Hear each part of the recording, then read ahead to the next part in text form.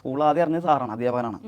അധ്യാപകൻ അത് സ്കൂളിൽ പറയാതെ തന്നെ രഹസ്യമായിട്ട് വയ്ക്കാൻ തന്നെ എന്നോട് പറഞ്ഞു. കാരണം ഒരു പക്ഷേ സ്കൂളിൽ പറഞ്ഞാൽ മറ്റൊരു കാര്യത്തിന് വേണ്ടിയാണ് ഞാൻ മറ്റൊരു മൃതദേഹം കൊടുക്കാൻ, അതും പഴക്കമുള്ള മൃതദേഹം കൊടുക്കാൻ വേണ്ടിയാണ് അധ്യാപകൻ്റെ വീടിൻ്റെ അടുത്ത് ചെല്ലുന്നത്. അപ്പോൾ അപ്പം സ്വാഭാവികമായിട്ട് സ്കൂൾ വിദ്യാർത്ഥിയാണ്, എല്ലാ വിദ്യാർത്ഥി ആകുമ്പോൾ സ്വാഭാവികമായിട്ട് കണ്ടാൽ തിരിച്ചറിയും. അപ്പോൾ അങ്ങനെയൊക്കെ തിരിച്ചറിയാൻ തുടങ്ങി. ഇതിന് ശേഷം അന്ന് 5-6 മൃതദേഹങ്ങൾ ആ കാലത്ത് തന്നെ എടുത്തിട്ടുണ്ട്. അപ്പോൾ അതിനുള്ള സമയമാണ് അറിയാൻ തുടങ്ങി. സ്കൂളിൽ നിന്ന് കട്ട് ചെയ്ത് പോകുന്നതൊക്കെ ഇതാണ്, ഇങ്ങനെയുള്ള സമയങ്ങളാണ് സ്കൂൾ കട്ട് ചെയ്ത് സ്കൂളിൽ കയറാത്ത സമയങ്ങൾ മനസ്സിലാക്കാൻ തുടങ്ങി. തൽക്കാലം അദ്ദേഹം മറച്ചു വയ്ക്കാൻ പറഞ്ഞു. കാരണം പലരും പല വിശ്വാസത്തിലും ജീവിക്കുന്നവരാണ്. അന്ന് നമ്മുടെ തന്നെ പറയില്ല, ചോരപ്പോ തന്നെ നമുക്ക് വീട്ടിൽ പോകാനും സ്കൂളിലേക്ക് തിരിച്ചു പോകാനും പറ്റാത്ത ഒരു സാഹചര്യം ഓർമ്മ. അപ്പോൾ അതന്നെ ആ യൂണിഫോം എത്തുന്ന എൻ്റെ അമ്മ പോലും അറിയാൻ പാടില്ല. കാരണം വീട്ടുകാർ വനക്കാട്ടി മുമ്പ് അമ്മ ഒന്ന് മീൻ വിൽക്കാൻ പോകും, അച്ഛൻ തേപ്പ് പണിക്കും.